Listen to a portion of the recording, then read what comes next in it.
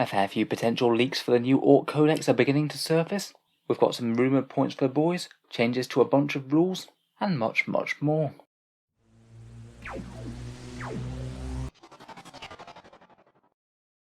Hello and welcome back to Auspex Tactics, where we've been talking about all the previews for the new Orc Codex over the past few days, and it seems now that people are starting to find some things that aren't coming directly from Games Workshop. Bear in mind that none of this in this video is 100% confirmed yet, and the source of these leaks are from a 40k Orc community Discord server, posted by a user called Big Mek Gunz. As best I can tell though, it does seem like someone who's got their hands on the Codex. All the information is really quite specific, and it corroborates perfectly with everything that Games Workshop has revealed so far on Warhammer community. I'll post the link to the Discord server down in the video description, and a big thank you to Mr. Gunz and the chap who pointed out that server to me in the previous video. I suspect that the vast majority of this will be true, but obviously at this point they're not confirmed and should definitely still be treated as rumours. I'm sure we'll have plenty more details of the Orc Codex when it comes out, and I'll certainly do a full review of it on the channel when it does. In any case, let's jump into the leaks and talk about a few of the most interesting things. First up, we also have corroborated that Dakka is indeed gone, as to be fair was already heavily implied by Warhammer community when they said that it wasn't going to exist as a rule anymore and it was going to be replaced by those new Dakka weapons and various other stat line improvements on the other Orky guns.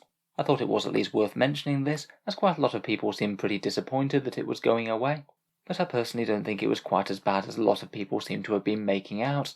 Getting those extra shots on sixes was good fun, but a bit fiddly with the dice rolling, and generally it amounted to an army-wide 16% boost to firepower. After the previews for the Orc guns though, I think things still are looking up. Anything that spits out a whole bunch of bullets often gets plus 50% extra shots when you're at half range, so if you can get anything like shooters up close, then it's going to far outweigh anything that you would have got from Dakka. The other half of the rule, the auto hitting on sixes, is kind of irrelevant in 9th edition anyway, as you can't have anything modified less than a -1. Obviously we'll have to wait for the full rules. If Dakka weapons can't be used as assault weapons, it could still be a nerf to shooters really, as orcs often want to be advancing across the battlefield, even if they're spitting out some very inaccurate shots. In any case, as an army-wide rule, it does appear to be gone now, though apparently the Bad Moons might be able to get it back for a 1 command point stratagem on a core or character unit. Next up, we have some rumoured points for Boyz. It did seem quite likely that they might go up a little in the new decks, gaining toughness 5 and choppers being AP -1. These leaks state that Boyz are 9 points, Beast Snagger Boys are 11 points, and Commandos are 10. For an extra point of toughness and better melee, an extra point really doesn't seem too bad, and it will be interesting to weigh them up against Beast Snagger Boys, who get that 6+ invul, strength 5, and buffs for killing monsters and vehicles with their +1 to hit. Kind of harder to say with the Commandos, as we don't know whether they'll still get built-in deep strike or some sort of forward deployment type rule, but to be honest, either of those for 1 point extra per model really isn't bad at all. Next up, we have a rumoured nerf to the custom force field, and one that I certainly hope isn't true. Apparently custom force fields could be going to a 6+ invul now, though perhaps being a bit easy to get the buff around without every single model having to be within that 9-inch aura. I think this will be quite a nerf to be honest, and will make it kind of irrelevant on any models that don't have a really low save to start with, and even then it's only going to be a quite small chance to save an Orky life. Still potentially could be worth it to have one in the middle of your army. Having a cheap character provide an invul save to 90 odd boys might still be good. Maybe they might have wanted to tone it down a little bit in conjunction with the toughness 5 boys, who are already going to be a lot more survivable. Next up, we have some Tankbuster rumours, and again people weren't all that convinced about the rockets going to heavy D3 rather than a single assault 1 shot, particularly in light of losing Dakka. Personally though, I still think that the change seems fairly good for them. The damage output still will be reasonably similar on the move, and it's going to be almost twice as good when stationary. According to these leaks, the Tankbusters will be getting +1 to hit rather than full re-rolls to hit against vehicles. It's kind of interesting to think about how they're going to compare to previous. If they're stationary, they're getting far more damage than they ever were before. Against most targets you are getting almost double the damage, even accounting for the loss of Dakka. Against vehicles, the +1 to hit isn't quite as good as the full re-rolls to hit, so that goes down to a +56% damage increase, which to be honest is still good. On the move against most targets they will be a little bit worse off, getting a small 15% cut to damage, though on the move against vehicles it's an extra +3%, so basically the same. I would bear in mind that rockets are also going to be blasts now, so you get the automatic 3 shots against anything with 6 or more models in the unit, making them quite good for killing heavy infantry if you ever see them deployed in numbers. Apparently they will be a core unit as well, as will looters and burners. Next up we have some fairly extensive leaks for Mozrog Scragbad. He's the new Snakebite boss character, and I don't think we've seen any rules for him yet. He's looking like an incredibly hefty war boss. When mounted on Big Chomper, he's got a 10-inch move, toughness 7, 9 wounds, a big 6 attacks, and a 3+ save and a 4+ invul. I believe as a Snakebite unit mounted on a Squig, he'll also get +1 to wound on the charge as well, so he's going to be causing a ton of carnage.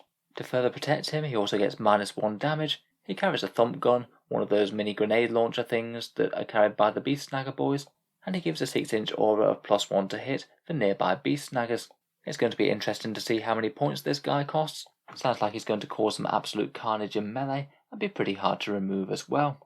In melee, he attacks with Gut Ripper, +1 strength, AP -2 and a flat damage 3, and apparently any 6s to wound cause 4 mortal wounds instead. Big Chomper, the big bitey Squiggy Rides, has 3 attacks at strength 7, AP -3 and damage 3. Overall, looks really quite good fun to use in game, though we'll have to see how many points he costs. Next, apparently Kustom Jobs are going to be the points cost upgrade for orcs, where you can pay points to upgrade certain vehicles with different upgrades, rather than the command point tax that it used to have. Apparently they're bought by the vehicle though, so you can't just buy one upgrade and apply it to a whole squadron. Interestingly, there's apparently some custom jobs available for mechs themselves, presumably if the mechs make any nice fancy gear that they themselves keep. There's a 15-point upgrade for a 2d3 shot shock attack gun. I guess that'd bring a bit more reliability, though maybe not all that many shots on average.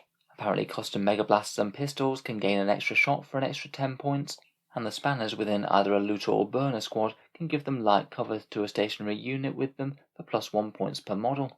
I guess in theory that could be pretty handy on a looter squad. They're quite likely to be staying stationary anyway. Next up we have a stat line for Gretchin, which we knew were gaining an extra pip of toughness, but it does seem that they've lost their 6+ save going to a 7+, so it is a bit of give and take. They do get an extra +2 save in cover. I don't know whether that stacks with light cover or not, or if it just augments it, so I guess they could be getting a 5+ save there. According to these leaks they are core as well, and they suffer a -1 combat attrition test if they don't have a runt herd nearby to keep them in line. I guess Gretchin might be useful as a cheap objective and actions unit, particularly seeing as standard Boyz squads are going to be likely 90 points now, but still compared with the other things that you get for 5 points, they don't seem to be particularly great value. They still look a bit better than before though. I think they've gained in survivability on the whole. Next we have some points costs for the Squig Riders. Apparently Squig Hog Boys are going to be 25 points per model, and they will get to be core as well. We've already seen their stat lines and weapon profiles previewed on Warhammer Community. 3 wounds each at toughness 6 with a 4+ save, which to be honest seems fairly reasonable for a defensive profile for these guys. If they are indeed 25 points, they do seem to be pretty good in melee for their cost. A 75-point unit doing something like 5 dead Space Marines, 10 dead Guardsmen, or around about 6 wounds to a toughness 7 vehicle. They'll be far better in Snakebites as well, where they get the +1 to wound on the charge. We also have a profile for this Orc Knob on Smasher Squig. Apparently he'll be 65 points, and he has a pretty similar profile to the Squig Hog Boys.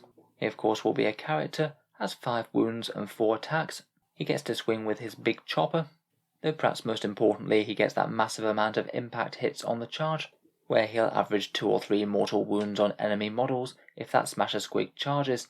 Apparently he's a fast attack choice that doesn't take up a battlefield slot if there is a unit of Squig Hog Boys present.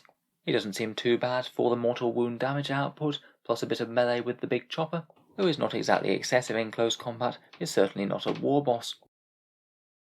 Next we have a few changes to the Mek Gunz, and perhaps the biggest and most serious one is that they're rumoured to only be available in unit sizes of 1 to 3 now, and not 1 to 6. That really could be a pretty big deal for some Orc players. Mek Gunz were ridiculously good throughout a lot of 8th and 9th edition, and if anyone bought or converted more than 9 of them, it'll be kind of annoying not to be able to field the max amount of them due to the rule of 3.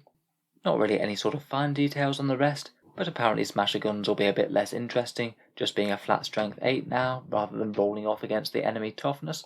Kind of a shame that, it made them pretty useful against medium infantry. and apparently tractor cannons won't be auto-hitting anymore, though obviously it's not going to be possible to say how good smasher guns or tractor cannons are, not knowing their full profile and points cost. For all we know, they might have improved significantly. We already know that the bubble chucker now rolls a D3 and selects a firing mode like that. You either get an anti-horde bubble, a big general purpose bubble, or a really dense anti-tank bubble, rolled at random for each weapon each time you fire the unit. As of today as well, we also know that they gained the ramshackle keyword. That means that anything that's strength 7 or less will be -1 damage when trying to remove them. Not at all bad for such light artillery pieces. Finally, there's a few other bits and bobs here, one of them being a thoroughly expected change to Here We Go. You now have to roll the entire dice roll again now, and you can't just say keep a charge roll of 6 and then re-roll the other dice to try and make it better. I think that it was obvious that that change was coming, to be honest. The Black Templars were changed in that same way, but it does make Orky charges just that little bit less reliable. Again, entirely predictably, the Mega Armoured Warboss appears not to have a Power Claw option, or any other choices at all, aside from the huge chopper and big shooter that the model is armed with. Again, a bit of a shame this. It is good of Games Workshop to give us back the Mega Armoured Warboss, but we still can't field him in his most iconic loadout with a Power Claw and a big shooter of some kind. Apparently Weird Boys will be changing a bit. They're not getting casting buffs for nearby models, but will get to cast an extra power if there's a certain number of models nearby. That could honestly be a bit better. He might be a little bit less brain melty as well. Otherwise, Killer Cans might be getting a weapon skill of 4+, Burner's getting the long-awaited D6-shots for having a flamer just like anyone else, and still remaining 11 points and getting toughness 5, and it would seem that unlike Space Marines, Death Dreads aren't going to be getting the core keyword. Would seem a bit of a strange choice if they give Space Marine Dreadnoughts core but they don't give Death Dreads it. But to be honest, maybe Games Workshop might be learning their lesson about giving core to powerful vehicle units, and how it might not really be their smartest idea. So again, certainly remember that these are unconfirmed leaks and rumours. Really interesting to look over and talk about, but not really worth getting too worked up about yet. We need to know the full picture, and all the overlapping buffs and things that we can put on units between characters, clan traits, and any other surprises in the army special rules. Again, I'll certainly be trying to make an Orc Codex review just as soon as it's out, so feel free to subscribe to Auspex Tactics if you'd like to see that when it comes. Finally, if you'd like to help keep these videos coming, I'd just like to mention that Auspex Tactics does have a Patreon page, which can be found down in the video description. Channel patrons do get a fair few advantages, seeing certain videos early, regular votes to see what sort of things happen next on the channel, and automatic entry to the regular prize giveaways with a chance to win some really big model kits each month. If any of that sounds good to you, or you'd just like to help support, then the link is down in the video description below. In any case, a massive thank you for listening, and I'll hope to see you guys next time.